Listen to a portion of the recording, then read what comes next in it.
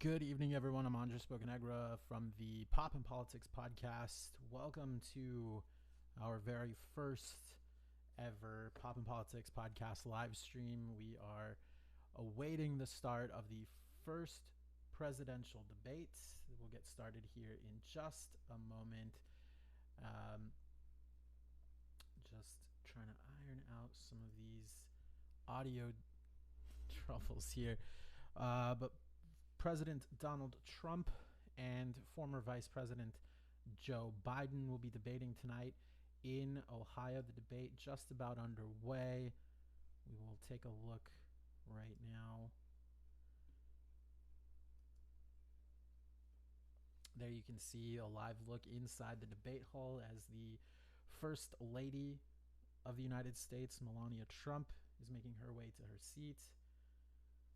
Tonight, obviously, there will be 6 topics: race and violence in our cities. COVID-19 will obviously play a big role in the debate tonight. Of course, you anticipate that the president's tax returns will come up, will be a topic of discussion. And, of course, this week, the New York Times reporting that the president paid just only $750 in federal income taxes during his first 2 years in office, while teachers and everyday citizens pay much higher rates as well. So again, looking live inside the debate hall there at Case Western Reserve University and the Cleveland Clinic as the debate is about to get underway. Now,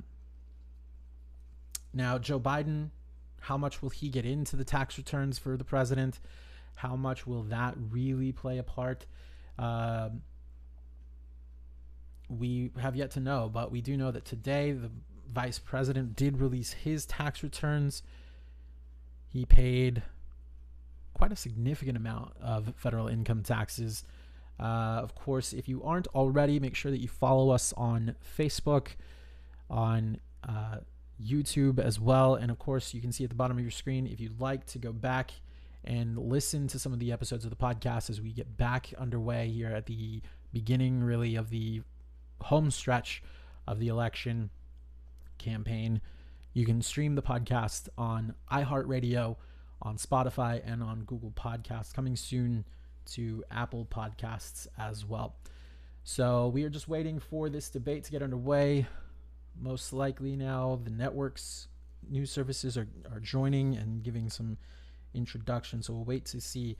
So just to give you a little bit of an idea of what you will see from this live stream tonight, obviously if you wanted to watch the debate itself without any commentary, you have that option to do, but I'm going to be giving some commentary and some fact checking as we go along.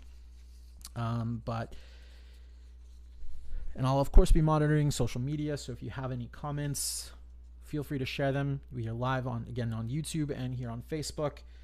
Now, the question has been, obviously, we're going to talk about the Supreme Court. Who will provide any fact checking to the president? And I'm just trying to monitor off to the side here to see when Chris Wallace gets things started so that we can take him live. But the Supreme Court is going to be a major topic. These 6 topics that Chris Wallace has chosen, each topic will take about 15 minutes of discussion. But tax returns, the Supreme Court, COVID-19, those will all play a major role in what we're talking about tonight in this first presidential debate. And it looks like Chris Wallace is just about to get started. So you'll hear the debate, of course, but I will provide some fact checking and some commentary along the way. So let's listen in to Chris Wallace.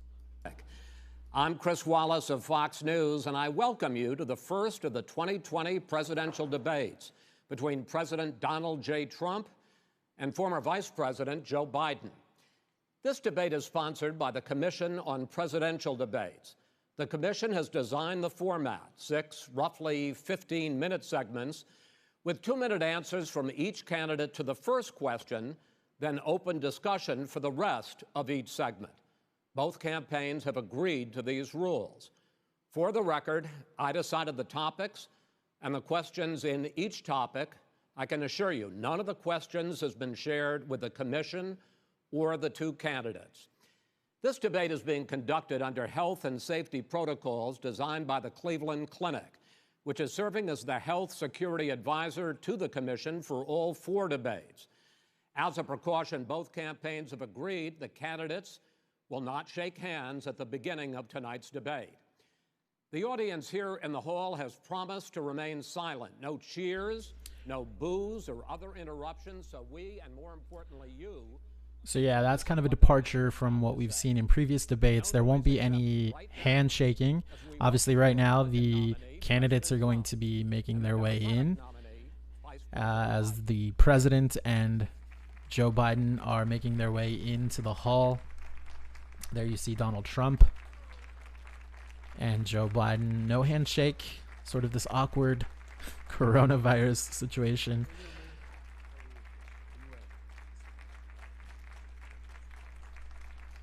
Joe Biden with the "How you doing, man?" A lot of people have been waiting for this night, so let's get going. Our first subject is the Supreme Court. President Trump, you nominated Amy Coney Barrett over the weekend to succeed the late Ruth Bader Ginsburg on the court. You say the Constitution is clear about your obligation and the Senate's to consider a nominee to the court. Vice President Biden, you say that this is an effort by the president and Republicans to jam through an appointment and what you call an abuse of power. My first question to both of you tonight: why are you right in the argument you make and your opponent wrong? And where do you think a Justice Barrett would take the court? President Trump, in this first segment, you go first. 2 minutes. Thank you very much, Chris. I will tell you very simply, we won the election. Elections have consequences. We have the Senate, we have the White House, and we have a phenomenal nominee, respected by all, top academic, good in every way, In fact, some of her biggest endorsers are very liberal people from Notre Dame and other places. So I think she's going to. So Donald Trump is basically right? On merits, we did it after the Amy election Barrett is after the election, as you know. relatively well qualified to be on the Supreme Court, but we'll see here if he mentions anything about the hypocrisy from Senate Republicans on what they did with President Obama's nomination at the end of his at the end of his last term in office.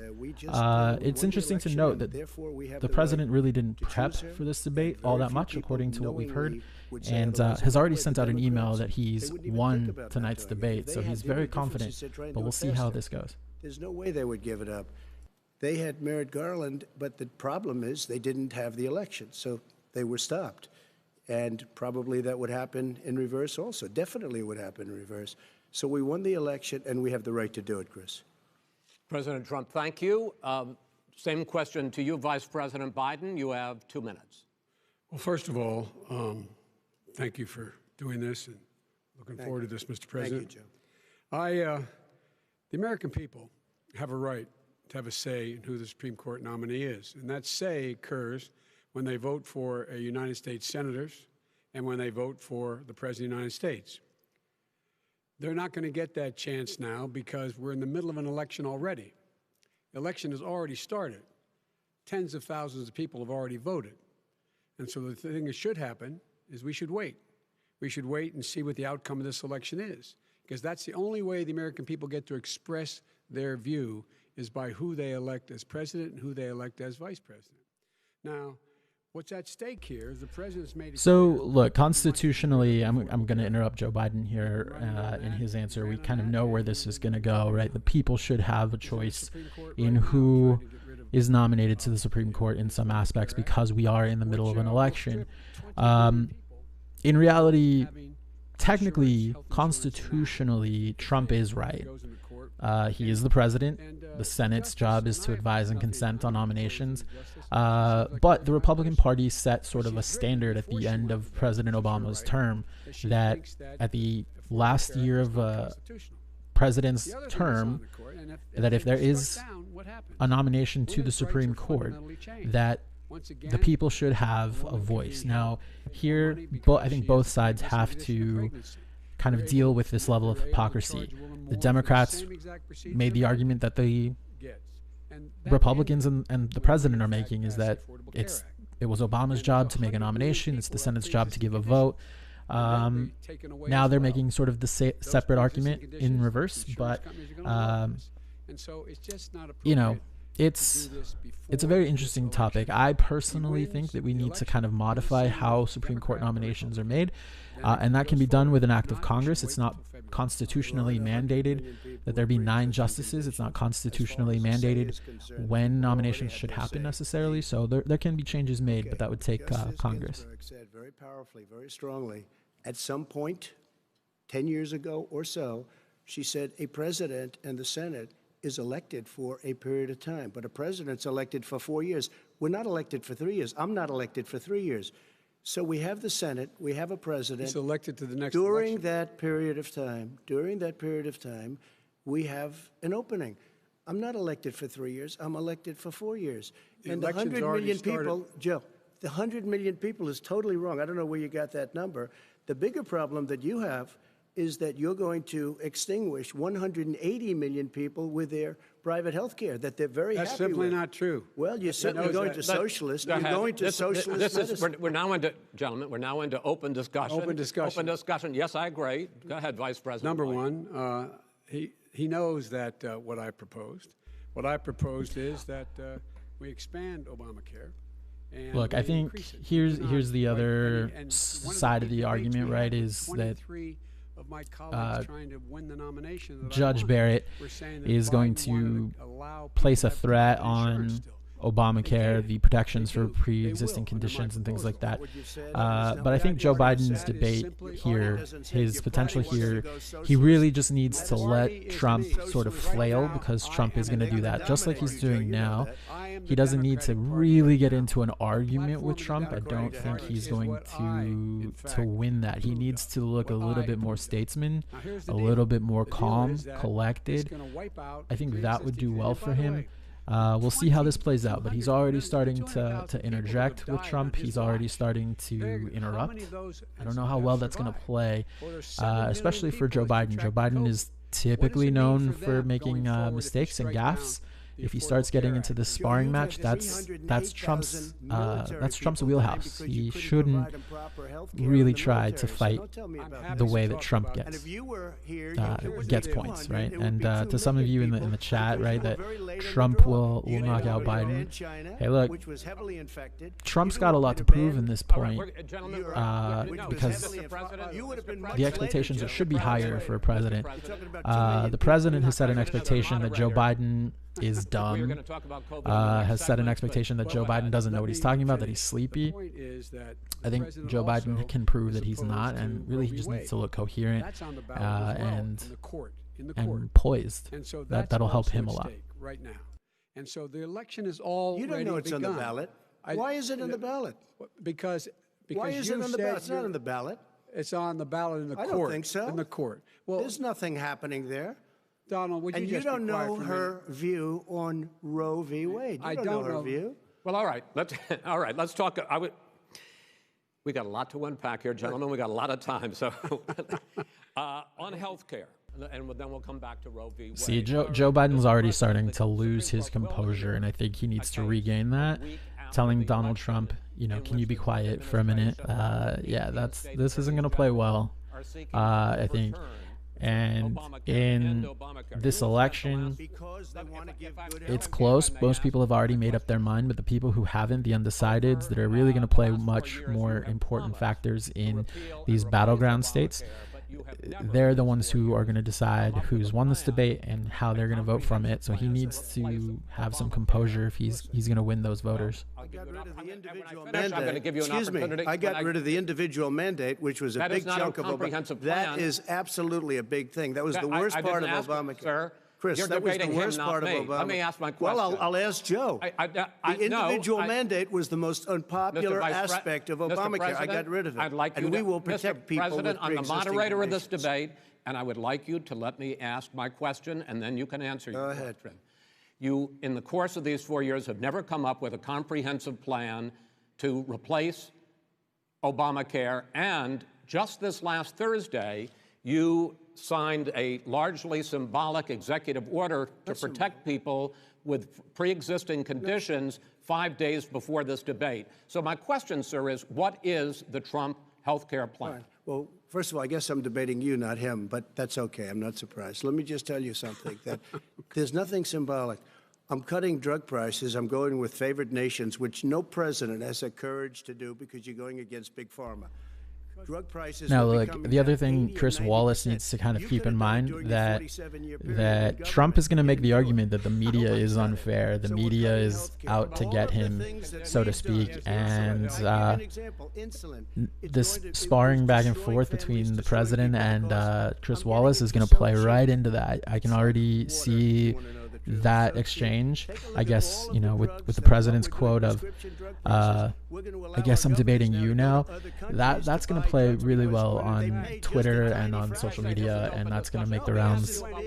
You'll be happy, sir. You'll be happy. I'm about to pick up on one of your points to ask the vice president, which is he points out that you would like to add a public option I will say, to Trump, Obamacare, and the argument Trump that is a sparer, and other right? Republicans He's make coming out guns is blazing. that He is didn't going to prepare a end lot, private according to what we've insurance. heard. It is and not. well, But ask you the he's question. gonna make his voice heard for sure. It will end private insurance and create a government takeover of health care. It does not. It's only for those people who are so poor they qualify for Medicaid.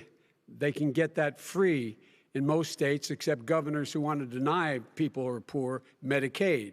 Anyone who qualifies for Medicare would, Medicaid would automatically be enrolled in the public option. The vast majority of the American people would still not be in that option, number one. Joe, you agreed with Bernie Sanders, who's far left, on the manifesto, we call it, and that gives you socialized medicine. Look, hey, Are you saying I'm not going to listen to him. The fact of the matter is, I beat Bernie Sanders. Not by much. I beat him a whole hell of a lot. I'm here standing facing you, old buddy. Pocahontas would have left 2 days early. You would have lost every primary. All he knows how to on do Super is hurt. Tuesday. You got very lucky. Here's the deal. I got very lucky. I'm going to get very lucky tonight as well. And tonight I'm going to make sure, because here's the deal. Here's the deal. The fact is that everything he's saying so far is simply a lie. I'm not here to call out his lies. Everybody knows he's a liar. But you I just want to make sure. Joe, you're the liar. I want to make sure. Graduated last in your class, not first in your class. I want to make Mr. sure. President, can you let him finish, sir? No, he doesn't know how to do that. He has, you know. So just a quick fact check, right? The president said that there weren't 100 million Americans with pre-existing conditions. In fact, just a quick check of those facts. There are 133 million Americans in the United States with some form of pre-existing condition. So that's roughly a third of the population, and pre-existing conditions could be high blood pressure, diabetes, obesity, lots of forms of pre-existing conditions. But just a quick fact check on that: the president slightly wrong, let's say, that there aren't 100 million people with pre-existing conditions. Number two, there are 20 million people getting health care through Obamacare now that he wants to take it away. He won't ever look you in the eye and say that's what he wants to do. Take it away. No, I want to give them better health care at a much lower price because Obamacare is... Yeah, and to Andres in the chat, yeah, Trump has a topic he wants to say, whether it's coherent or not, and whether it's on topic or not, that's what he's going to say, and he's just going to flail and do it out there. So, yeah, that's definitely what he's going to do. It's no good. We made it better, and I had a choice to make very early on. We took away the individual mandate. We guarantee pre-existing conditions, but took away the individual mandate. Listen, this is the way it is. And that destroyed, they shouldn't even call it Obamacare. Then I had a choice to make. Do I let my people run it really well or badly? Yeah. If I run it badly, they'll probably blame him, but they'll blame me. But more importantly, I want to help people, okay? I said, you got to run it so well. That's what and I just had a meeting with them. They said, the problem is no matter how well you run Obamacare, it's a disaster. It's too expensive. Okay. Premiums are too high, and it doesn't work. So we do want to get rid of it. Chris, we want to get rid of it. I understand it, sir, but I have to give you roughly equal time. Good. Please let the vice president talk. Good. He has no plan for health care. Of course we do. Please. He sends out wishful thinking. He has executive orders that have no power. He hasn't lowered drug costs for anybody. He's been promising a health care plan since he got elected. He has none, like almost everything else he talks about. He does not have a plan. He doesn't have a plan. And the fact is, this man doesn't know what he's talking about. All right, He's I have one final question for you, Sure. Mr. Vice President. If Senate Republicans, we were talking originally about the Supreme Court here, if Senate Republicans go ahead and confirm Justice Barrett, there has been talk about ending the filibuster or even packing the court, adding to the 9 justices there. You call this a distraction by the president, but in fact it wasn't brought up by the president. It was brought up by some of your Democratic colleagues in the Congress. So my question to you is, you have refused in the past to talk about it. Are you willing to tell the American people tonight whether or not you will support either ending the filibuster or packing the court? Whatever position I take on that, that'll become the issue. The issue is the American people should speak. You should go out and vote. You're in voting now. Vote and let your senators know how strongly you feel.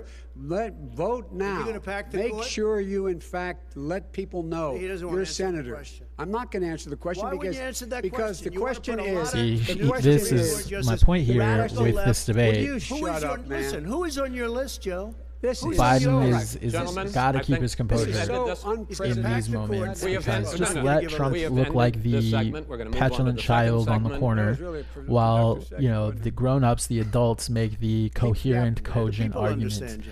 Uh, 47 years you've done Unfortunately, nothing. 20 All right. minutes into this The debate, second subject is that's not quite happening, COVID-19, but which is an awfully serious we're starting the subject, second so topic here, which is COVID-19. Let's try to be serious about it. We have had more than 7 million cases of coronavirus in the United States, and more than 200,000 people have died. Even after we produce a vaccine, experts say that it could be months or even years before we come back to anything approaching normal. My question for both of you is, based on what you have said and done so far and what you have said you would do starting in 2021, why should the American people trust you more than your opponent to deal with this public health crisis going forward? In this case, the question goes to you first, sir. 2 minutes uninterrupted. Good luck. 200,000 dead. As you said, over 7 million infected in the United States.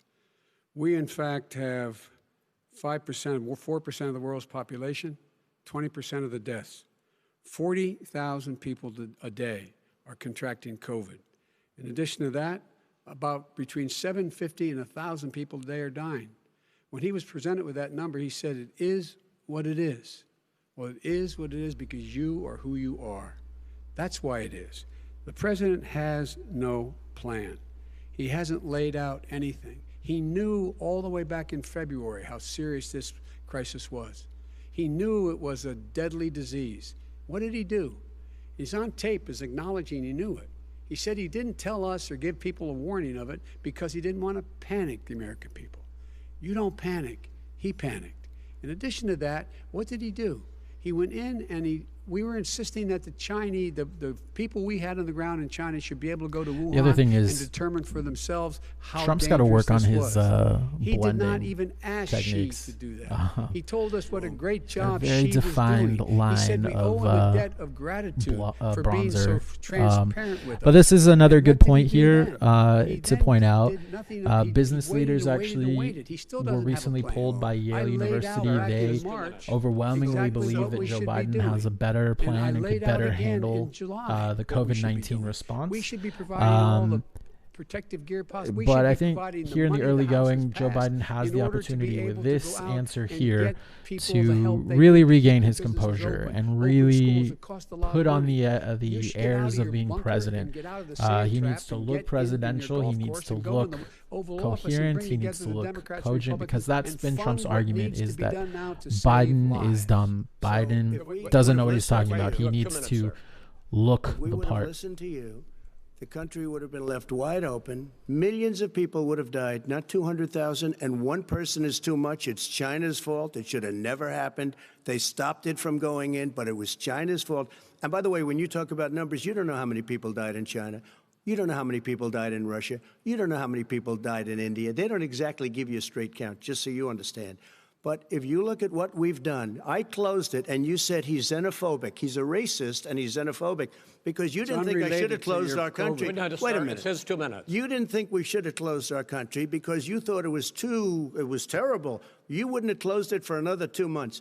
By my doing it early, in fact, Dr. Fauci said, President Trump saved thousands of lives. Many of your Democrat governors said. So yeah, to point out what some of you in the chat are talking about, the president knew about COVID way before February. That's accurate. We know that from reporting.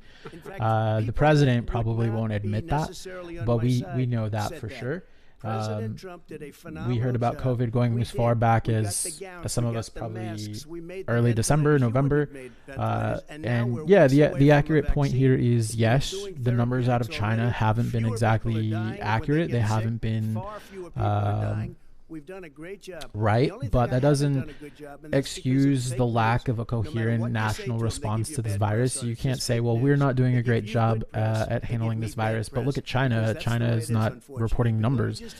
While that's accurate, you got to handle your business at home, for sure. You don't have it in your blood. You could have never done that job.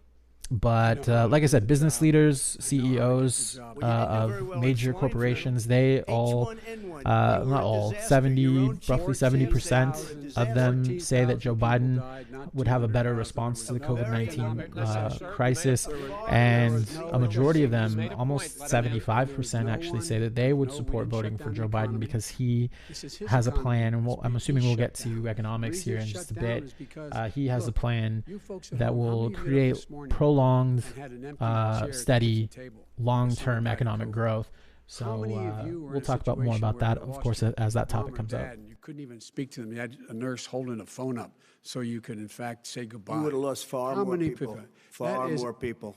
And you would have been. And by the way, his own CDC director says we could lose as many as another 200,000 people between now and the end of the year. And he held up. He said, if we just wear a mask, we can save half those numbers. And this argument that Trump tries to peddle is like, what did Joe Biden do? What did Joe Biden didn't put in place a national mask policy. Joe Biden didn't put in a ban on travel. Joe Biden didn't do this. Joe Biden was a candidate for president. Joe Biden doesn't have the legal authority to do anything. The president of the United States does. And the short matter is, we're told essentially in March, April, this would be a couple weeks. We'll be fine. And then we'll be back to normal. And sadly, we're not. So let's hear this play out a little more. Dr. Redfield said it would be summer before the vaccine would become generally available to the public. You said that he was confused and mistaken. Those were your two words. Yeah. But Dr. Slaoui, the head of your Operation Warp Speed, has said exactly the same thing. Are they both wrong? Well, I've spoken to the companies, and we can have it a lot sooner. It's a very political thing because people like this would rather make it political than save lives. God. It is a very political thing. I've spoken to Pfizer. I've spoken to all of the people that you have to speak to. We have great Moderna, Johnson & Johnson, and others. They can go faster than that by a lot. Become very political because the left, or I don't know if I call them left, I don't know what I call them. So you're suggesting that the head of your Operation Warp Speed, Dr. Slaoui? I disagree with him. Yeah, no, I disagree with both of them. And he didn't say that. He said it could be there, but it could also be much sooner. I had him in my office 2 days ago. He talked about the summer, sir, before it's generally available. Just like he said it's a possibility that we'll have the answer before November 1st. It could also be after that. When it's generally available. Well, we're going to deliver it right away. We have the military all set up. Logistically, they're all set up. We have our military that delivers soldiers, and they can do 200,000 a day.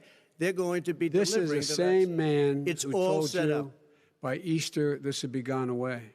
By the warm weather, it'd be gone. Miraculous, like a miracle. And by the way, maybe you could inject some bleach in your arm, and that would take care of it. This is the same man. That was said sarcastically, and you know that. That was said sarcastically. And so here's the deal. This man is talking about a vaccine. Every serious company is talking about maybe having a vaccine done by the end of the year. I will say that's kind of a missed opportunity for Joe Biden, right? The president of the United States just said he was sarcastic in his response to COVID-19. The injecting of disinfectant or bleach, it said that was said in sarcasm. That was said sarcastically. that's a moment where you can turn to the president, right? Debates are all about moments, and you've got to have some of these moments that play really well. That would be in a moment, I've just said, stop engaging as much, but that's a moment you should engage and say, the people who are facing this pandemic and who are dying from this disease and who are dying and whose states are in lockdown, they don't want a president who's sarcastic. They want a president who takes actual action and understands that it's serious, isn't joking around with it. Something to that effect. I think that's kind of a missed opportunity there. She didn't say that. You can't. She said the public health experts, quote, will be muzzled, will be suppressed. Well, that's what he's going to try to do. But there's millions of scientists, there's thousands of scientists out there, like here at this great hospital, that don't work for him. Their job doesn't depend on him. That's not. They're the people. And by the way, I spoke to the scientists that are in charge. By the way, they will have the vaccine very soon. Let him finish. Do you believe for a moment what he's telling you in light of all the lies he's told you about the whole issue relating to COVID? He still hasn't even acknowledged that he knew this was happening, knew how dangerous it was going to be back in February, and he didn't even tell you. He's on record as saying it. He panicked or he just looked at the stock market. One of the two, because guess what? A lot of people died. So just to sort of fact check a little bit here as well, Donald Trump is saying, it's China's fault. China is responsible for this pandemic. China let this thing out of whatever QAnon facility he wants to blame. But let's remember that back in January of this year, the president, because, we get our political news about the president from Twitter, the president said that China has been working very hard to contain the coronavirus and that the United States appreciates their efforts and their transparency. Again, remember, he just said that China doesn't report numbers, doesn't report figures, and he just praised in January their transparency. He said he wanted to thank President Xi. China has been through much and developed a strong understanding of the virus, and we were working closer together, and that was in March, that he had much respect for China, and that's, again, March 27th of this year. So just to fact check a little bit, the president has praised China and their response to the coronavirus, even though I think most of us are aware and understand that China has not been the most transparent when it comes to this virus, for sure. You've got to provide these businesses the ability to have the money to be able to reopen with the PPE as well as with the sanitation they need. You have to provide them plastic. Tell that to Nancy Pelosi. Well, he's just shush for a minute. Tell it to Nancy Pelosi. And Schumer, by the way, Chuck. Nancy Pelosi and Schumer, they have a plan. He won't even meet with them. The Republicans won't meet with the Senate. And he sits on his golf course. And literally, think about it. You probably play more than I do, Joe. What about this question of reopenings and the fact? Well, he wants to shut down this country, and I want to keep it open. And we did a great thing by shutting it down. Wait a minute, Joe. Let me shut you down for a second, Joe, just for 1 second. He wants to shut down the country. We just went through it. We had to because we didn't know anything about the disease. Now we found that elderly people with heart problems and diabetes and different problems are very, very vulnerable. We learned a lot. Young children aren't. Even younger people aren't. We've learned a lot. But he wants to shut it down. More people will be hurt by continuing. If you look at Pennsylvania, if you look at certain states that have been shut down, they have Democrat governors all. One of the reasons they're shut down is because they want to keep it shut down until after the election on November 3rd. Because it's a political. And also another quick fact check. The president said that a COVID vaccine would be ready within a matter of weeks. I just wanted to look up this information from the CDC. That preliminary results about the first vaccine are not expected until late October. I'm not sure if the president is trying to equate these preliminary results with the actual availability of a vaccine, but the CDC director himself, which again, the CDC director works for President Trump, the CDC director said that the vaccine will not likely be widely available to Americans until well into 2021. So yes, we'll have some preliminary results. Yes, maybe in October or November, may start distributing some of that vaccine, especially to key personnel, members of the military, etc., public employees. but wide availability of that vaccine, according to the CDC director, will not be well into 2021. So that is, Trump is on this debate stage contradicting his own administration, basically. So now in January, we'd probably save up to 100,000 lives. It matters. And they've also said the opposite. They've also said no serious person said the opposite. They've No also said, well, look serious. at I wanna Dr. ask you- Fauci. Dr. Fauci said the He opposite. did not I say want to the ask you, we opposite. got a Said little very bit more than a strongly, minute left in this masks segment. are not good.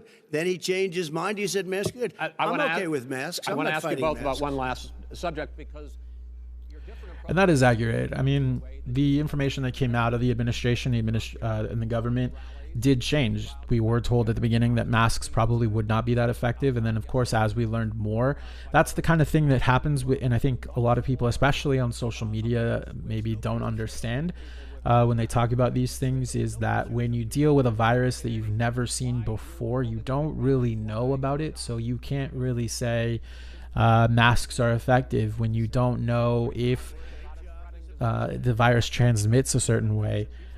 So that's true, but not quite true reality. So far, we have had no problem whatsoever. It's outside. That's a big difference, according to the experts. And we do them outside. We have tremendous crowds, as you see. I mean, and literally on 24 hours notice.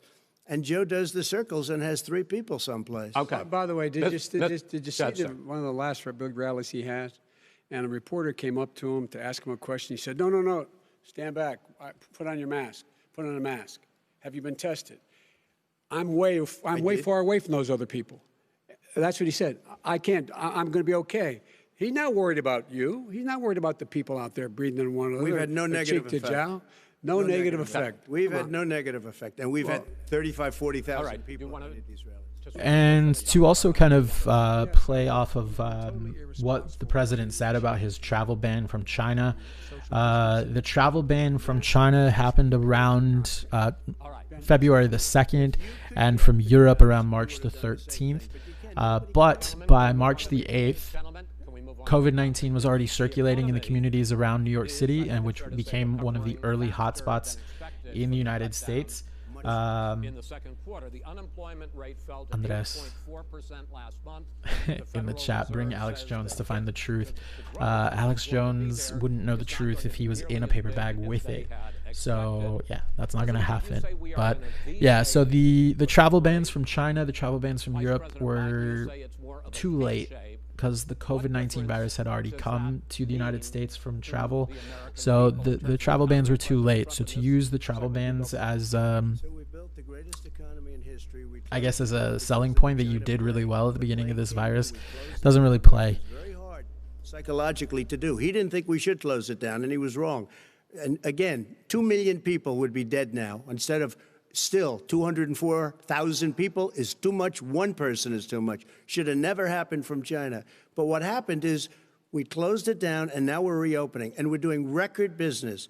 We had 10.4 million people in a 4-month period that we've put back into the workforce. That's a record the likes of which nobody's ever seen before. And he wants to close down he will shut it down again. He will destroy this country. You know, a lot of people, between drugs and alcohol and depression, when you start shutting it down, you take a look at what's happening at some of your Democrat-run states where they have these tough shutdowns. And I'm telling you, it's because they don't want to open it. One of them came out last week. You saw that. Oh, we're going to open up on November 9th. Why November 9th? Because it's after the election. They think they're hurting us by keeping them closed. They're hurting people. People know what to do. They can social distance. They can wash their hands. They can wear masks. They can do whatever they want. But they got to open these states up. When you look at North Carolina, when you look, and these governors are under siege, Pennsylvania, Michigan, and a couple of others. I will say people should know what to do. I don't think people actually do what they know they should do. I've seen people that even I know that are out at bars drinking, not social distancing, visiting their families, even after they've been in contact with people who are outside of their little bubble. So people probably know what they should do, but they don't do it. So I think that's why you need some sort of restrictions in place. Should you do a complete shutdown of the economy? I don't think that's feasible. But and to Andres in the chat, some of Alex Jones's stuff is not true. well, maybe true, but that's kind of the that's how conspiracy theorists work, is they give you just a little bit of truth so that you feel like, well, that was true, so maybe this is true. So no, Alex Jones is not true. He's a snake oil salesman and should not be trusted for anything ever, by the way. This guy paid Well, a total of $750 in wrong. taxes. Sir, wait, no, sir, it's It's just the wrong yeah, I understand. You've agreed to the 2 minutes, so please let him have it. Do I get my time back?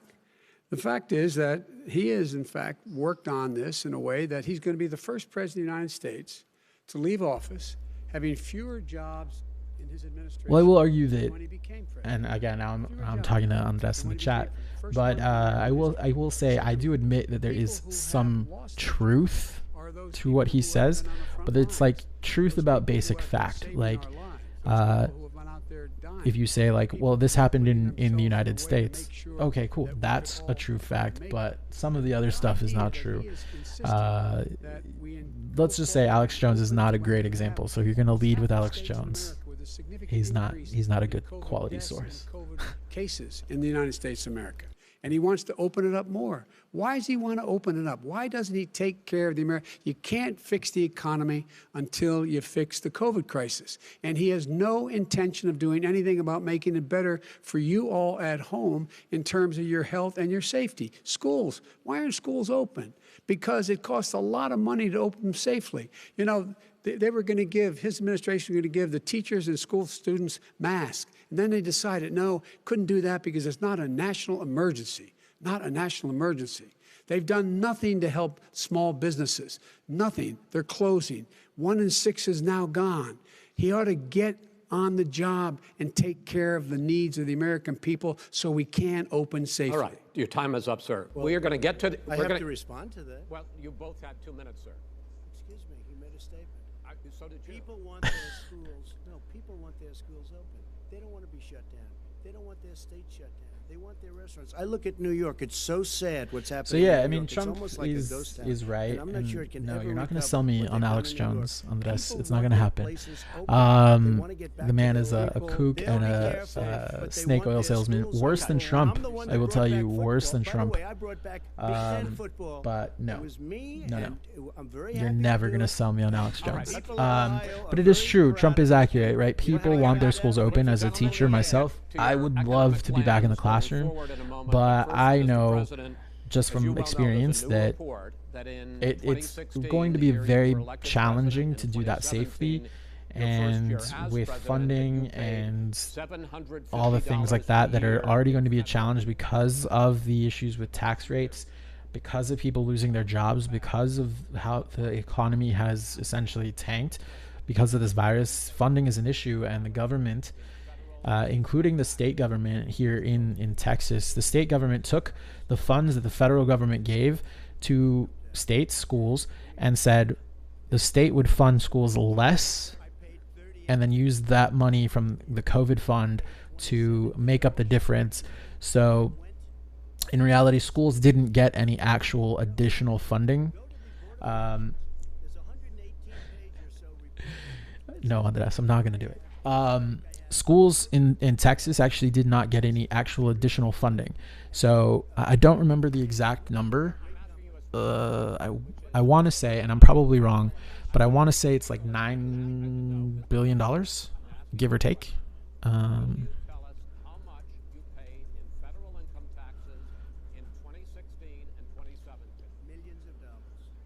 Sorry, I was wrong. I was totally off, by the way. $1.2 billion the federal government gave to the state of Texas to help schools open safely. And the state government decided to reduce funding by $1.2 billion and use the $1.2 billion from the federal government to make that up. So the net increase in funding was zero. There was no net increase. Tax credits. We built a building and we get tax credits like the hotel on Pennsylvania Avenue. You get a massive, which by the way was given to me by the. So schools didn't get any additional funding. In Texas, at least. Did that happen in other states? Maybe. Some other states probably gave appropriate funding and used the COVID funding from the federal government appropriately, but Texas at least did not. But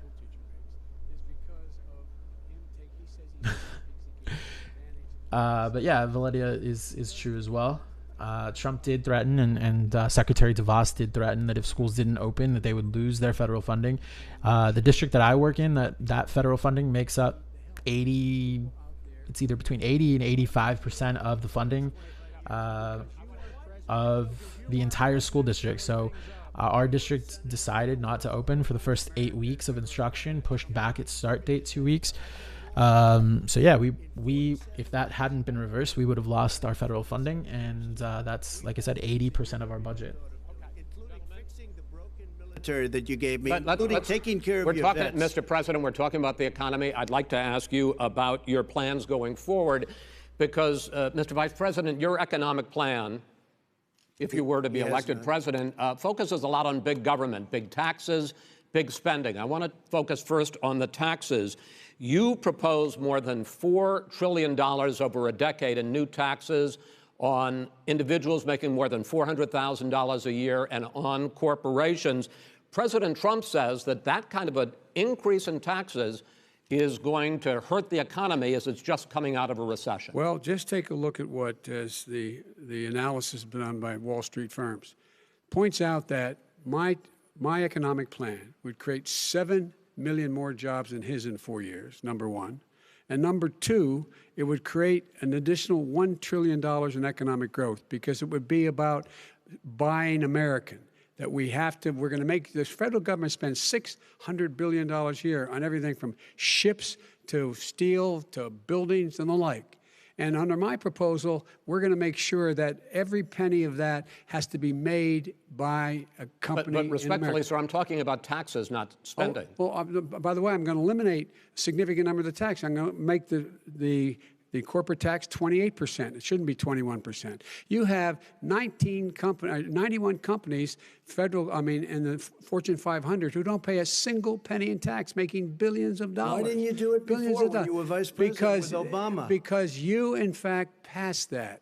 That was your tax proposal. I got it done. And you know what happened? You got it done. Our economy boomed like it's never boomed. The economy is busted. Let me finish. Mr. President, let me pick up on that. You would continue your free market approach, lower taxes, more deregulation. So just to pick up on this topic, Donald Trump did create an environment that was sort of more favorable for businesses in an effort, in a sense. Those tax cuts mostly benefited corporations. You have a company like Amazon who makes $11+ billion a year and pays actually $0 in net federal income tax. But just to kind of piggyback on that a little bit, the Commerce Department revised economic growth down to 2.2% in 2019, last year, before COVID. That is the lowest expansion growth rate since the president took office. So the economy is still growing 2.2% year on year, but it is slowing, and obviously now with COVID is tanking. But to point out something that Joe Biden was talking about, the analysts at Moody's, which is an economic firm in New York, said that they forecast that if Joe Biden were elected and is able to implement his sorry, I'm listening in as well.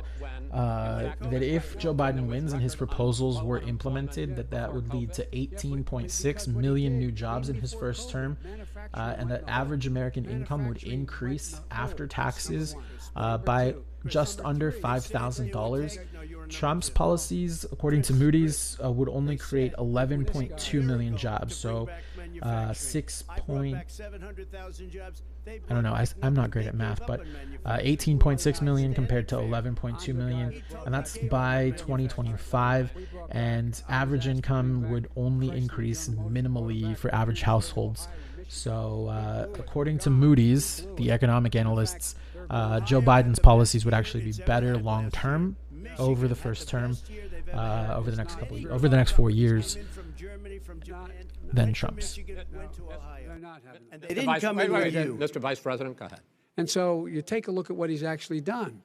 he's done very little. His trade deals are the same way. He talks about these great trade deals. You know, he talks about the art of the deal. China's perfected the art of the steal. We have a higher deficit with China now than we did before. We have the highest trade deficit with Mexico. China ate your lunch, down 18%. China ate your lunch, Joe, and no wonder your son goes in and he takes out billions of dollars, to manage. He makes millions of dollars.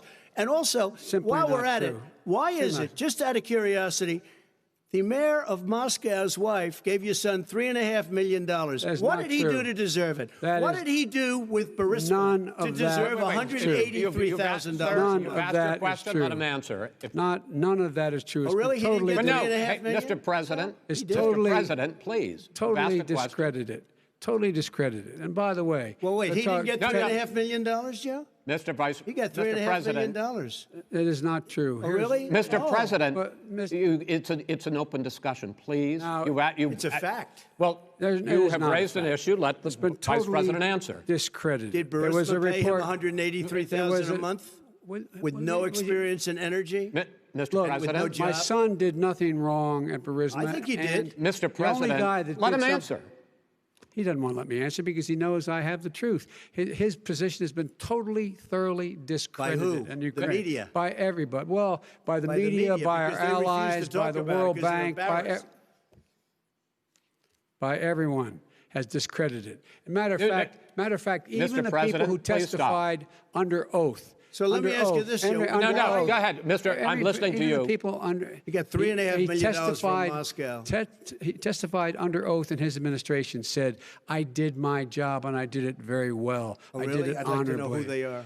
Well, I'll give you the list of the people who testified. No, go ahead, sir. Sure, you've already fired most of them because they did a good job. Some people don't do a good job.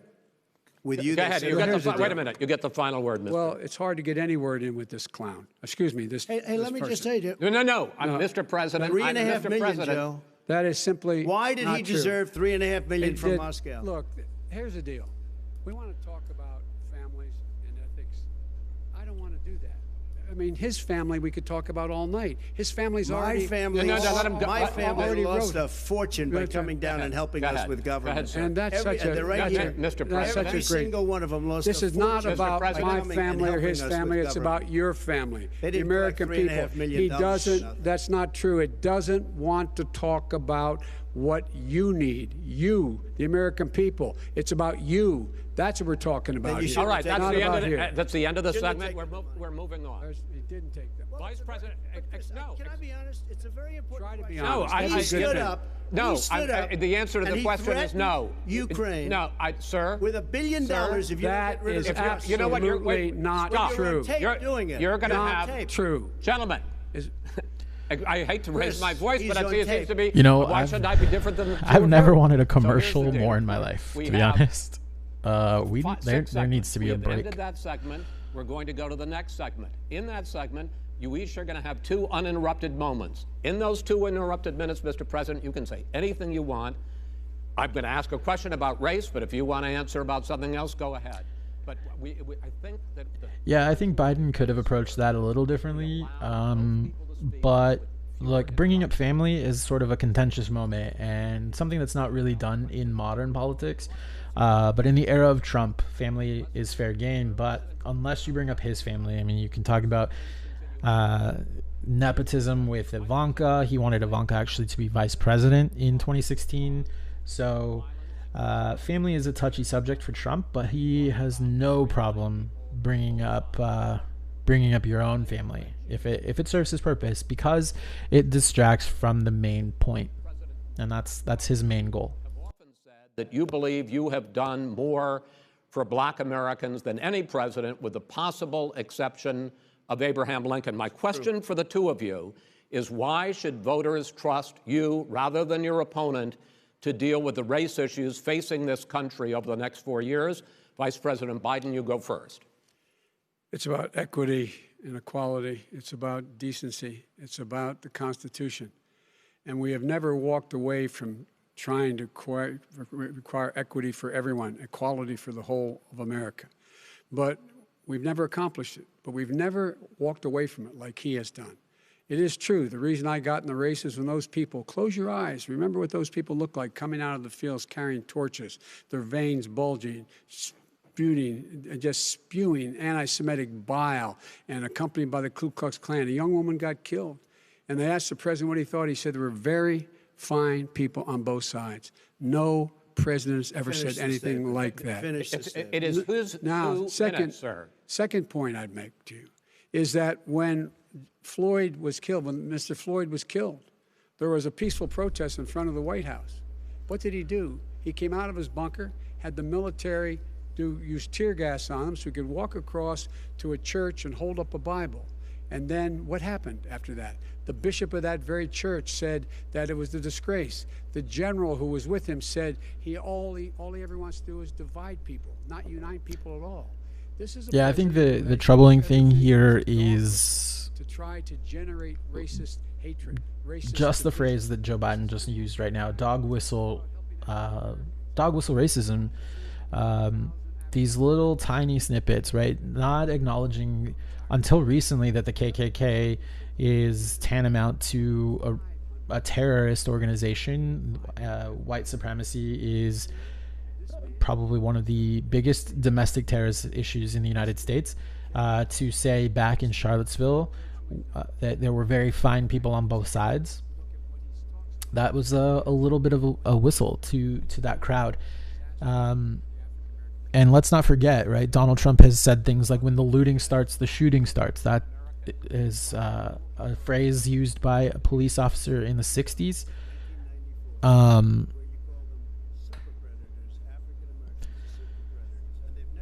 Joe Biden has his own history here, of course, but and they call you super predator, and I'm letting people out of jail now that you have treated the African-American population community, you have treated the black community about as bad as anybody in this country. You did the 1990, and that's why, if you look at the polls, I'm doing better than any Republican has done in a long time, because they saw what you did. You call them super predators, and you've called them worse than that, because you look back at your testimony. So to Valeria's point, right? Trump didn't do much for black Americans. It depends what metric you're using to quantify that statement.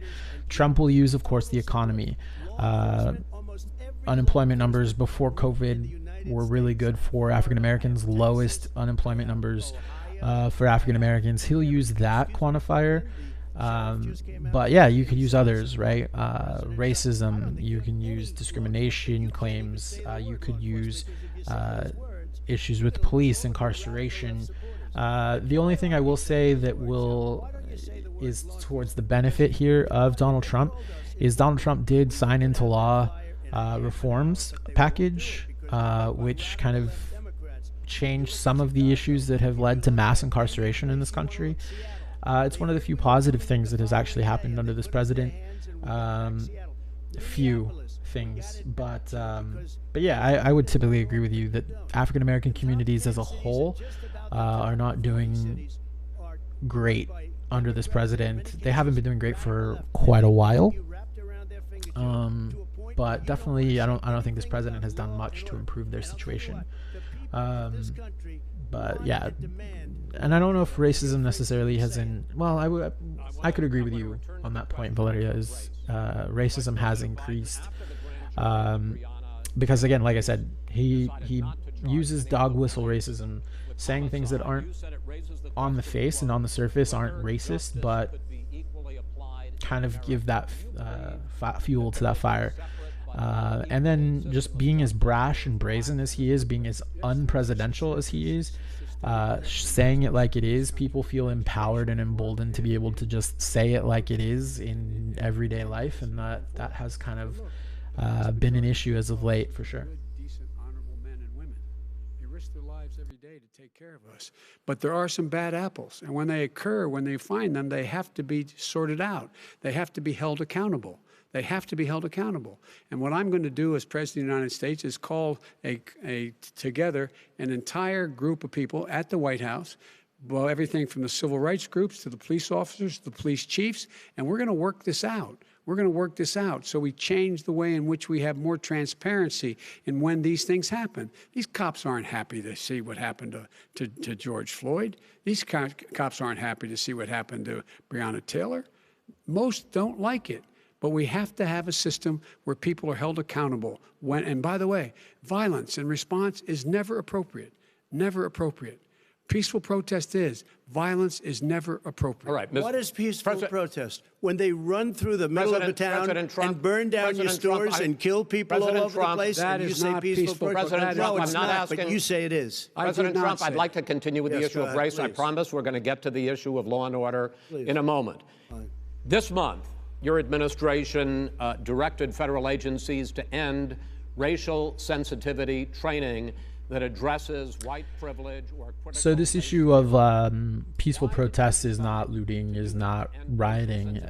That is Do you believe that there is systemic racism? the pure definition. Yes, that's true.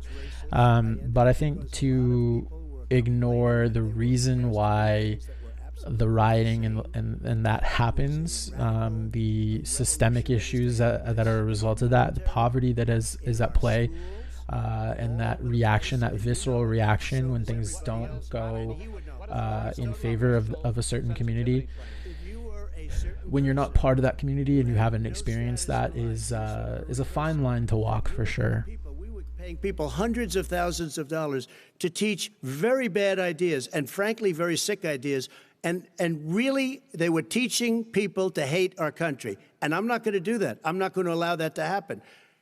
We have to go back to the core values of this country. They were teaching people that our country is a horrible place. I would agree with you, Andres. Once rioting starts, peaceful protesting is over. But the argument is, right, the rioters are a small minority of the overall protest. So to say that the peaceful protest is over once the rioting starts is to say that the entire movement is basically tainted by those rioters. It's like ignoring the fact that saying that trying to figure out how to turn that phrase, but essentially it's the argument in reverse of those people who say that not all cops are bad, right? Maybe there's some bad cops, but not all cops are bad. That's true. If that's true, then the opposite is true. Not all protesters are rioters. Not all protesters participate in riots. So riots don't equal protesting for sure. If that makes sense. I hope I turned that pretty well. If we do it together, we can take this on and we can defeat racism in America. President Trump, sir. During the Obama-Biden administration, there was tremendous division. There was hatred. You look at Ferguson, you go to many places. Look at Oakland. Look what happened in Oakland. Look what happened in Baltimore. Look what happened. Frankly, it was more violent than what I'm even seeing now. Oh, my but Lord. The reason is that ridiculous. the Democrats that run these Absolutely cities ridiculous. don't want to talk like you about law and order. Violent and you crime, still haven't mentioned. violent Are you in crime. favor of law and order? I'm in favor of law. You follow Are you it in and a little favor bit of law and order? Go yes, ahead, I'm say in it. favor. You Everybody's asked a in favor question, of let him finish. Law and order. Loses Law left. and order. Let him answer. Law and order with justice, where people get treated fairly. Okay. And the fact of the matter is, violent crime went down 15% in our administration. All right. It's gone up on his watch. Went down much more in ours. All right, we're now. Mr. President, you're going to. Mr. President, you're going to be very happy because we're now going to talk about law and order. So Andres, in the chat, I would agree with you that if this were, say, an organized movement, but the nature of protests are that they aren't necessarily organized. So to use sort of a similar situation, right? If you work for a company and you do something, the company has a way to remedy that, right? They can fire you or they can discipline you. But who's the leader of the protest, right? When hundreds of people show up or thousands of people show up to a street corner or to a major city, who's the leader, right? There's not an individual person. There's not someone who's in charge of like making sure that everyone is doing what they're supposed to be doing or protesting the way that they should. And there are people who infiltrate these protests as well. That happens. Is that widespread? I don't know. I don't have figures on that. But there are people who infiltrate these protests and start these violent situations to provoke more violence from there. So to say that the movement should regulate the surroundings is a little difficult, because who's regulating the protest? Black and white and Hispanic in the same car as there have been any time in the past. What really is a threat to the suburbs and their safety is his failure to deal with COVID. They're dying in the suburbs. His failure to deal with the environment. They're being flooded. They're being burned out because his refusal to do anything. That's why the suburbs are in trouble. I do want to talk about this issue of law and order, though, and in the joint recommendation. And again, that issue with the suburbs, right? That is another sort of dog whistle to sort of a racist element or a racist background. The suburbs, historically, you going back into like the late 40s or early 50s, the suburbs were an area for what we would refer to as white flight, for whites to leave urban centers and leave the minorities behind to fend for themselves. And we would have these nice manicured, and I say we, but the whites would have these nice manicured suburbs where we could live in these whites-only communities. That you can look at Levittown in New York. Those things did happen, and sometimes they still happen today. So saying that we want to build affordable housing in the suburbs and that's threatening the suburbs is sort of that dog whistle back to that racist past. Communities. That's when crime went down. It didn't go up. Not to say that suburbs, people who live in the suburbs are necessarily racist. That's not what I'm trying to say. I'm just saying it's echoing back to that past. He doesn't have any law support. Look, he has no law enforcement that's not support. True. Almost that's nothing. Look. Oh, really? Who do you have? Name one group that supports you. Name one group that came out and supported you. Go ahead. Think. We have time. We don't have time to do anything. No, think all right. about it.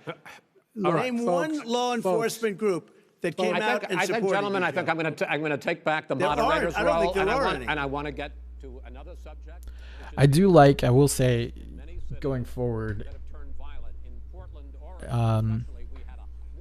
Joe Biden speaking directly to camera, I think, is really helpful, because it sort of pulls him out of the chaos. So I think it's really helpful for him to speak to camera instead of speaking, because he's speaking to you, essentially. The question I have, though, is, as the Democratic nominee, and earlier tonight you said that you are the Democratic Party right now, have you ever called the Democratic mayor of Portland or the Democratic governor of Oregon and said, hey, you got to stop this, bring in the National Guard, do whatever it takes, but you stop the days and months of violence in Portland? I don't hold public office now. I am a former vice president. I've made it clear in my public statements that the violence should be prosecuted. It should be prosecuted. Hi, Sherry. Anyone Thanks. who commits it But should you've be never called for the people, the leader. Excuse me, sir. You have never called. Welcome to the stream, Sherry. Please quit talking, is her comment. No, I won't. Thank you, though, for your comment. I appreciate you watching and joining the stream, but no, I won't quit talking. This is if you look at the logo above me, this is my channel. This is my page. It's my stream. I'm the only one on camera, so I'll talk. Thanks. And by the way, his own former spokesperson said, riots and chaos and violence help his cause. That's what this is all about. I don't know who said that. I do. Who? I think Kellyanne Conway. I don't think she said that. She said that. And so here's the here's the point. Go ahead, the point sir. is that that's what he is, keeps trying to rile everything up. He doesn't want to calm things down. Instead of going in and talking to people and saying, let's get everybody together, figure out how to deal with this. What's he do? He just pours gasoline in the fire. And I'm waiting to see when we actually talk about race. And Sherry, if you wanted to hear the two candidates debate, which I completely appreciate, Sherry, I really do. I really completely appreciate that you want to hear the two candidates speak. There's lots of options for you. So I appreciate you being here. But this was an opportunity for me to stream and share my opinion and share my commentary and do some fact checking. But thanks. Again, appreciate you being here. I'm trying to give the airtime as much as I can to them, but I do want to make comments, and that's going to happen. Groups. But are you willing tonight to condemn white But there's lots of options supremacists for you and if you want to militia hear groups just the candidates. and to say that they need to stand down and not add to the violence in a number of these cities, as we saw in Kenosha and as we've seen in Portland? Sure, are you I'm willing prepared to do specifically that, but do it? Well, go ahead, sir. I would say almost everything I see is from the left wing, not from the right wing. So what are you saying? I'm willing to do anything. I want to see peace. Then do it, sir. Say it. Do it. Say it. Do you want to call them? What do you want to call them? Give me a name. Give me a White name. supremacists and Who would white you like me to condemn? White supremacists and right Proud militia. Boys, stand back and stand by. But I'll tell you what. Somebody's got to do something about Antifa and the left, because this is not a right-wing problem. This is a left. This is a left. So this is actually a really interesting point. Antifa. Thank you. Yeah, Joe Biden makes the point. Antifa is an idea, not an organization. There's not really an organization known as Antifa. Antifa is actually anti-fascism. So the fact that Trump is against anti-fascism, would that mean that Trump is in favor of fascism? Right? Now, are there some elements in Antifa, which again is not an actual organization, that are not so favorable? Sure. That's accurate. But that's like saying, you know, there's some people in the Christian church who aren't as, you know.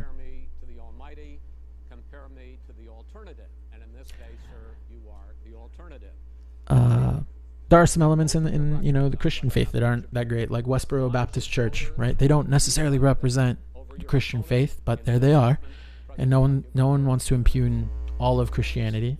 So, just to give that some equation. Who has done more than I've done in a period of 3.5 years, and that's despite the impeachment hoax. And you saw what happened today with Hillary Clinton, where it was a whole big con job.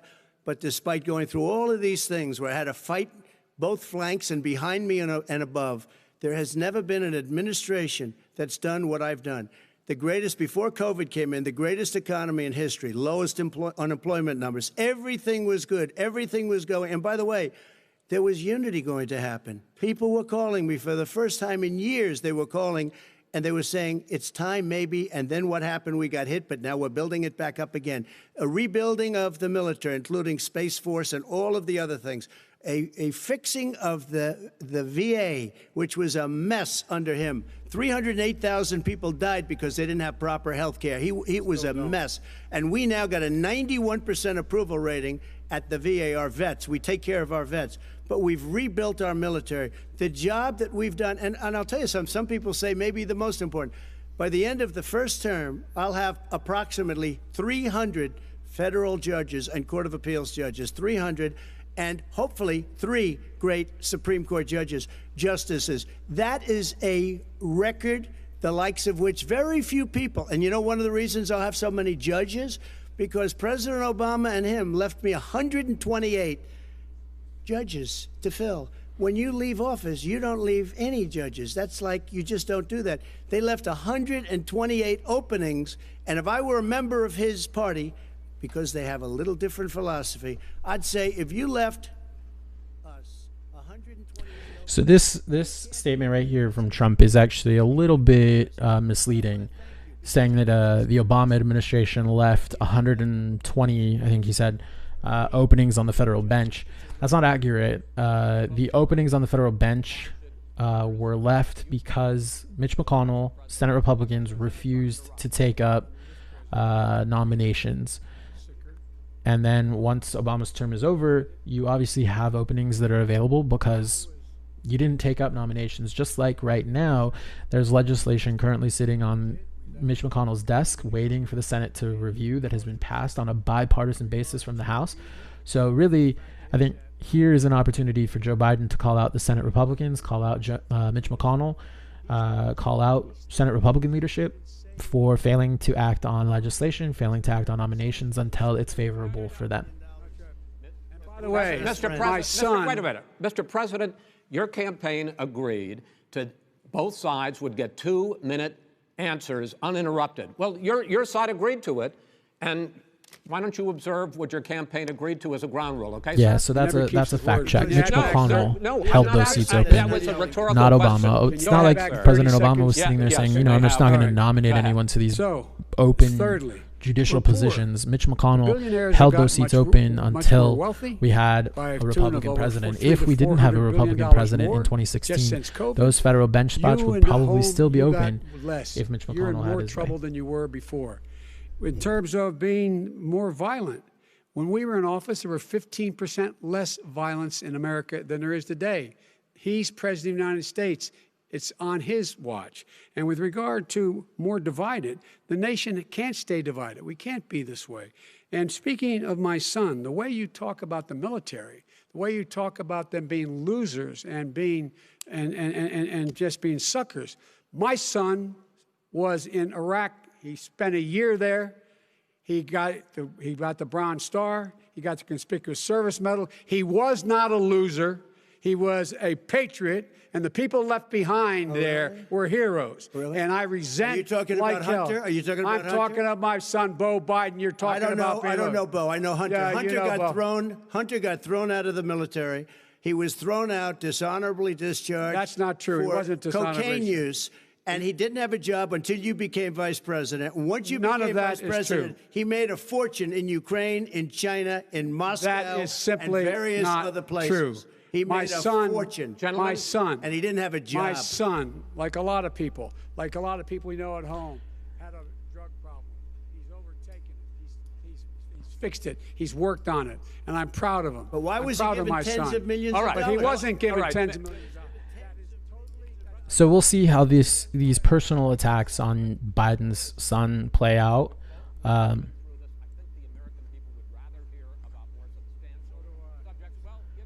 But I think Trump is incapable of. I think he's incapable of doing it, and I think the sort of flippant response is. You know, I'd like to talk about climate It's change. shameful, but I don't Okay. think anyone. The forest fires I don't in think the Trump West are supporters raging will now. see it They that have way. burned millions of acres. They have displaced hundreds of thousands of people. When state officials there blame the fires on climate change, Mr. President, you said, I don't think the science knows. Yeah, I Over agree, your 4 Valeria. years, We should leave these families you have out of pulled it, the right? US out of The Paris person running for Climate office Accord. You is have rolled back a number of Joe Obama Biden, not his son. environmental Now, I records. think the What only do you family believe members. about the science? Sorry, I think the only family members that are fair game to be talked about and spoken on are those who are involved in government. So Ivanka and Jared Kushner, they are fair game because they actually work for the government. They work for the administration. They'd be the only ones that I would say are fair game, but they haven't come up yet. So Put out of commission. If you look at the Paris Accord, it was a disaster from our standpoint. And people are actually very happy about what's going on because our businesses are doing well. As far as the fires are concerned, you need forest management in addition to everything else. The forest floors are loaded up with trees, dead trees that are years old, and they're like tinder, and leaves and everything else. You drop a stick and the whole forest burns. So to point out here, most of the forest land in California that is actually burned this year has been on federal land. So Trump wants to point out that, you know, these states aren't taking care of their forests. These states are just letting the forests be brush that can, you know, catch fire, etc. That's actually a federal responsibility. If Trump wanted the forest floors to be clean, that sounds really weird to say, but if he wanted the forest floors to be clean, the Department of the Interior could do that. And the Department of the Interior works for President Trump. So, but to fact check President Trump on climate change here, the president has opened protected federal lands to waters to drilling, has removed 100 environmental protections for air and water, has actually increased carbon emissions by 1.5 billion tons. That he's rejected the higher air quality standards, which actually is an issue for things like asthma. And he actually believes that, quote, science doesn't know about climate change. Now, you can debate how much of an impact humankind has on climate change. That's maybe a valid argument. Not really, though. I think the science is pretty clear on that. But as far as this issue on forests, especially with the fires that you're seeing in Northern California that are happening right now, like in places like Calistoga. Those forests are federal forests. If you want the forest to be cleared and kept up, that is your job. Because what's happening is the car is much less expensive and it's a much safer car, and you're talking about a tiny difference. And then what would happen, because of the cost of the car, you would have at least double and triple the number of cars purchased. We have the old slugs out there that are 10, 12 years old. If you did that, the car would be safer. It would be much cheaper by $3,500. No, but you would take. But to that point, right? Trump wants to blame California for not clearing the forests and keeping up the forests. Technically, yes, that is his job as president, but he doesn't want to do it because the people of California don't support him. So why, in his view, why do anything for the people of California? Because they don't support him as president. That is come out in statements from people who work in the administration. President's climate change record, but I also want to ask you about a concern. You proposed $2 trillion in green jobs. You talk about new limits, not abolishing, but new limits on fracking, ending the use of fossil fuels to generate electricity by 2035, and zero net emission of greenhouse gases by 2050. The president says a lot of these things would tank the economy and cost millions of jobs. He's absolutely wrong, number one. Number two, if in fact, during our administration, the Recovery Act, I was in charge, able to bring down the cost of renewable energy to cheaper than or as cheap as coal and gas and oil. Nobody's going to build another coal-fired plant in America. No one's going to build another oil-fired plant in America. They're going to move to renewable energy, number one. Number two, we're going to make sure that we are able to take the federal fleet and turn it into a fleet that's run on their electric vehicles. Making sure that we can do that, we're going to put 500,000 charging stations and all of the highways that we're going to be building in the future. We're going to build an economy that, in fact, is going to provide for... So to answer your question in the chat, Andres, how long is this thing? This thing should be around 90 minutes, started just after 8 o'clock Central Time. So we've got about 10 minutes left in this debate, give or take. But sometimes they do run a little bit long, obviously, because sometimes the candidates don't stop talking. Zero. And you have a moderator who's not doing a great job. 2035, not only not costing people jobs, creating millions of good paying jobs, not $15 an hour, but prevailing wage, by having a new infrastructure that in fact is green. And the first thing I will do, I will rejoin the Paris Accord. I will join the Paris Accord because with us out of it, look what's happening. It's all falling apart. And talk about someone who has no relationship with foreign policy. Brazil, the rainforests of Brazil are being torn down, are being ripped down. More carbon is absorbed in that rainforest than every bit of carbon that's emitted in the United States. Yeah, if you haven't heard about the situation that's going on in Brazil, by the way, I have made a few friends in Brazil.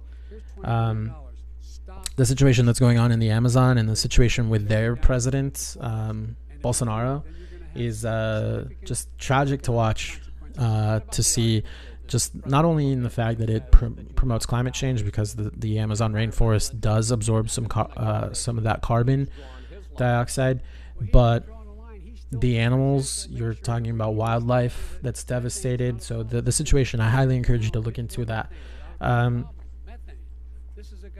And to your question, Validia, yeah, renewable energy does take money to provide long-term concepts and long-term success. And sure, it could take years, but the fact is we as a government and Democrats probably have some responsibility to not have done this when they were in control at the beginning of the Obama administration, and you can go back to the Bush administration as well. We should have been making these investments long time ago. So we're sort of behind the 8 ball a little bit, but the fact is that you need to take some sort of action soon, or the effects are going to be irreversible for sure. But yeah, they are going to take years. But you have things like wind power, which can be done Texas is actually a leader in the world in producing wind energy. You can do things like electric cars over the next 10 years, which California is planning on doing, which would help as well. So there's things that you can do. Are they immediate short-term solutions? No, but that's kind of the point that I think Joe Biden is trying to make, and that a lot of Democrats are trying to make, even with things like the Green New Deal, is that you invest now because we need to do it. We should have done it before, but invest now because it does take a long time to make this change, to transition this industrial economy to running off of renewable resources. Things are happening. Obviously, Tesla has been wildly successful, or not wildly successful, but has been very successful. And I think you've seen companies like GE, General Electric, who've come out and said that over the next several years, they are going to stop building coal power plants, natural gas power plants. They're going to start doing more renewable sources. So billions of dollars on floods, hurricanes, rising seas. Electric cars won't be free, Andres. You'd have to pay for the truck, obviously. But you do, in some cases, you do get federal tax credits back to help you defray that cost, because they are a little bit more expensive. But if you think about it in the long term, over the life of the vehicle, you save a lot of money on gas. So without having to fuel up, without having to do gasoline, you actually save a lot more money in the long run. Russia does, India does, they all do. We're supposed to be good. And by the way, he made a couple of statements. The Green New Deal is $100 trillion. That is not not $20 my billion. plan. That's the Green well, New you want to Deal rebuild every is building. not my plan. I want to rebuild every. If he knew anything about, if he knew anything He made a about, statement about the military. He said I said something about the military. He and his friends made it up, and then they went with it. I never said it. Okay. That is what not he true. did Sir, is you're he done in said this segment. he called the military Mr. Vice President, stupid bastards. I and he did said not it on say tape. that. He said Mr. stupid Please, bastards. He sir, said it. stop. I would never say would that play to it. the Stop. military. Play it. Go ahead. You're Mr. on Vice tape. President answered his final question. The final question is, I can't remember which of all his rantings. Was the final question. I'm having a little trouble myself, but and about the economy and about this question of what it's going to cost. The economy. I mean, the Green New Deal and the idea of what your the environmental Green New changes Deal, will do. The Green New Deal will pay for itself as we move forward. We're not going to build plants that, in fact, are great polluting plants. Do you We're going to support build. the Green New Deal? Pardon me? Do you support that? No, I don't support the Green New Deal. You don't? Oh, well, that's a you big let- statement. I support the the radical left. I support the Biden plan that I put forward. Okay. The Biden plan, which is Yeah, so thank you to Valeria to answering that question. Yeah, your electric bill would probably increase a little bit using an electric vehicle, but I think long term overall, the costs would be lower for using an electric vehicle than they would be to using gasoline, especially as the price of gasoline would go up. Mail-in ballots after Election Day. What are you prepared to do to reassure the American people that the next president will be the legitimate winner of this election? In this final segment, Mr. Vice President, you go first. prepared to let people vote. They should go to iwillvote.com, decide how they're going to vote, when they're going to vote, and what means by which they're going to vote. His own Homeland Security Director, and as well as the FBI Director, says there is no evidence at all that mail-in ballots are a source of being manipulated and cheating. They said that. The fact is that there are going to be millions of people because of COVID that are going to be voting by mail-in ballots like he does. So yeah, to your point about gas prices, it is $1.66 now, but you have to think about why it's $1.66. It's $1.66 because there's way less demand because nobody's driving to work every day. I think since the pandemic started in March, I've refilled my gas tank like 4 times when I would do it once a week. So demand is way down. There's a lot of supply because we've been pumping a lot of oil out of the oil fields. So there's a lot of supply that's still there. So when you have a lot of supply but not a lot of demand, prices come down. As demand picks back up, gas prices will go back up with it, and we'll be back to $3 a gallon gas. It'll happen. to this point on election security, I actually did a podcast episode. It was the second episode. It's actually the second episode of the podcast. So if you haven't heard it, you can find it on iHeartRadio, Spotify, or Google Podcasts about mail-in balloting. Mail-in balloting has been used since the Civil War for over 200 years. It's been safe. In the last election, 2016, 25% of voters casted their ballot by mail. 25% of the electorate, 1 in 4 people voted by mail. Less than 1% issue with fraud or anything like that. The amount of effort it would take to actually commit mail-in ballot fraud is enormous. Is that to say that it could never happen? No, but the likelihood would be very low. The only reason that mail-in balloting would not necessarily be a good idea, to your point, is because we haven't invested in the post office, because we haven't invested in the infrastructure. So most of these states, most of these counties are not prepared for the increase in mail-in balloting. And that's probably the only reason it would be necessarily a bad thing. Is okay. You're soliciting. You're asking. They send it and I don't back. Want to say a bad thing. It will be a challenge. If you have an unsolicited, they're sending millions of ballots all over the country. Check out the second episode There's of the fraud. podcast. They found them in creeks. They found some with the name Trump. Just happened to have the name Trump just the other day in a waste paper basket. They're being sent all over the place. They sent 2 in a Democrat area. They sent out 1,000 ballots. Everybody got 2 ballots. This is going to be a fraud like you've never seen. The other thing, it's nice on November 3rd, you're watching and you see who won the election. And I think we're going to do well because people are really happy with the job we've done. But you know what? We won't know. We might not know for months because these ballots are going to be all over. Take a look at what happened in Manhattan. Take a look at what happened in New Jersey. Take a look at what. And in reality here, what Trump is doing by kind of putting out all this statements about how fraudulent mail-in voting is and how much chaos there is and how many issues there are with it. He is trying to kind of put out this idea that the election results will not be valid. So if he loses, he can say, well, of course I lost because look at all the fraud that happened with mail-in balloting. I've been saying fraud was going to happen the whole time. And we already know that he's trying to set the stage to say, like, the election results are invalid, and this effort to maybe stay in office even if he loses the election, because he's already said basically that we will have to see if he will accept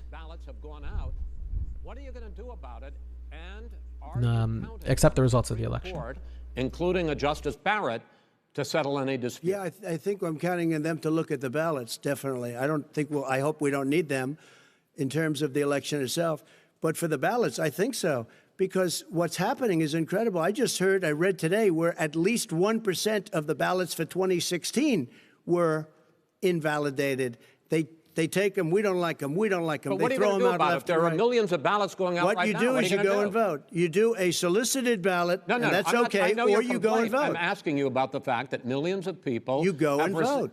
You go and No, vote. but like what I'm they, saying is, like they used to. And in reality, a lot of what Trump is talking about here is that when he says that ballots have gone out or they're sending ballots, a lot of time they're sending you an application to apply for a mail-in ballot, because you actually have to apply for your mail-in ballot in most places. Very few states actually send out the actual ballot itself. They actually send out an application. And Donald Trump himself, by the way, his campaign is sending out applications for mail-in ballots.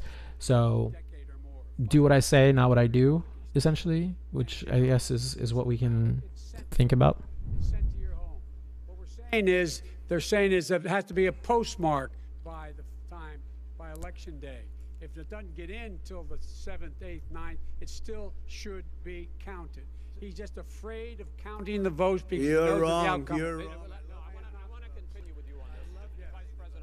And in reality, in most counties, especially, and I'll speak from experience in this county and the county that I used to live in, you can request a mail-in ballot. They mail it to you. You can fill it out, and you can actually return that mail-in ballot yourself, just like you do, a lot of people do with their tax returns. They drive up to the post office and hand it to a post person. You can drive up to the elections office and drop off your ballot with a person. You can do that. Or a lot of county administrators have ballot boxes. You can drop it in the box. So you don't necessarily have to mail it. Someone say that this is me.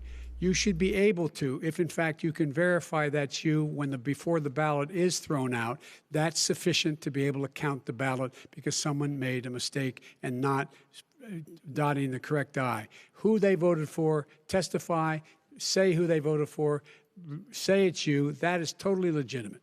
All right. Excuse me, Chris, when you have 80 million ballots, gentlemen, I have a final Senate question. and swamping the system, you know it can't be done. You know it can't, and already there's been so fraud. now, mail service delivers wait a minute, gentlemen, and the 185 final million question pieces of mail a is, day. in 8 states, we can keep talking. In 8 states, election workers are prohibited, currently by law, 8 states, from even beginning to process ballots, even take them out of the envelopes and flatten them until Election Day. That means that it's likely, because there's going to be a huge increase in mail-in balloting, that we are not going to know on election night who the winner is, that it could be days, it could be weeks. Could be months. Until we find out who the new president is. So first for you, sir, finally for the vice president, I hope neither of you will interrupt the other. Will you urge your supporters to stay calm during this extended period, not to engage in any civil unrest? And will you pledge tonight that you will not declare victory until the election has been independently certified? President Trump, you go first. I'm urging my supporters to go into the polls and watch very carefully, because that's what has to happen. I am urging them to do it. As you know, today there was a big problem. In Philadelphia, they went in to watch. They're called poll watchers, a very safe, very nice thing. They were thrown out. They weren't allowed to watch. You know why? Because bad things happen in Philadelphia, bad things. And I am urging my people. I hope it's going to be a fair election. If it's a fair election, I am 100% on board. But if I see tens of thousands of ballots being manipulated, I can't go along with that. And I'll tell you what, does that from mean, a common sense, does that mean you're going to tell your people to take to the street? It means you have a fraudulent election. You're sending out 80 million ballots. They're not equipped to.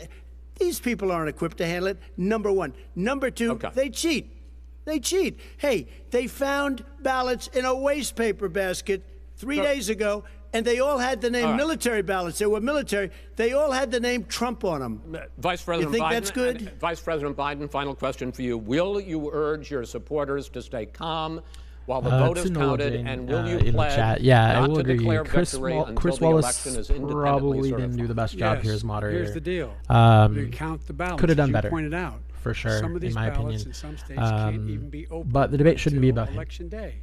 To be fair. And if there's thousands of ballots, it's going to take time to do it. And by the way, our military, they've been voting by ballots since the end of the Civil War, in effect.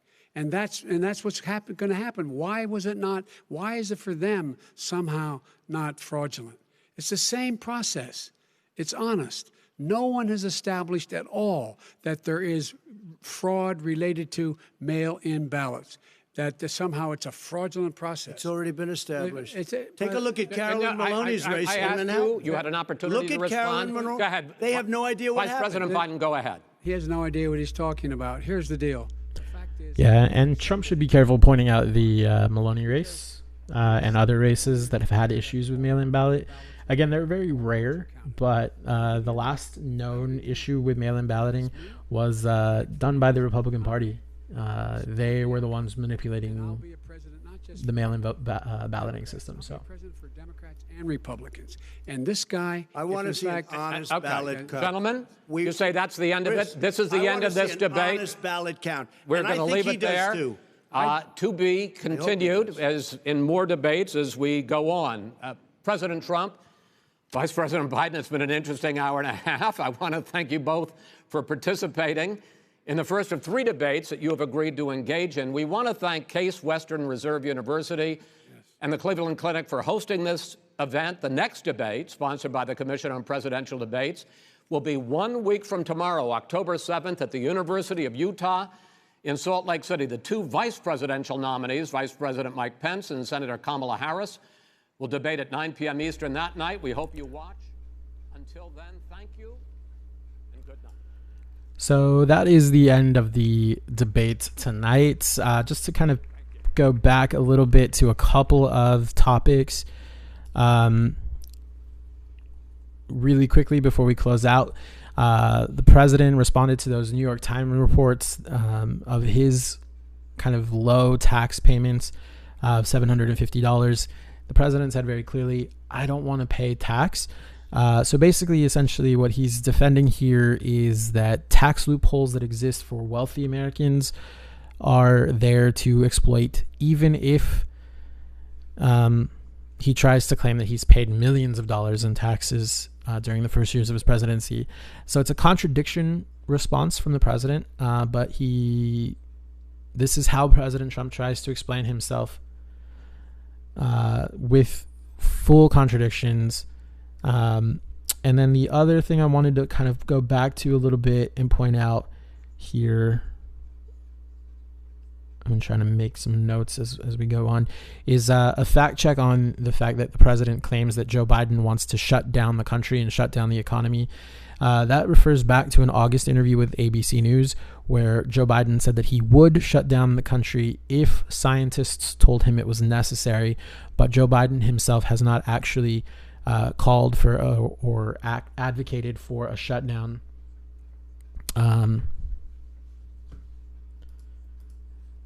He has not actually done that. So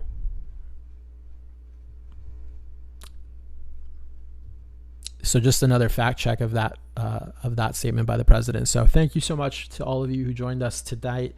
The next debate is the vice presidential debate, like you heard Chris Wallace mention, a week from tonight in Utah between Kamala Harris and Vice President Mike Pence. So we most likely will be here for that. But again, thank you guys so much for joining us here on the Pop and Politics podcast. If you haven't yet, follow us on Facebook, follow us on YouTube as well, subscribe.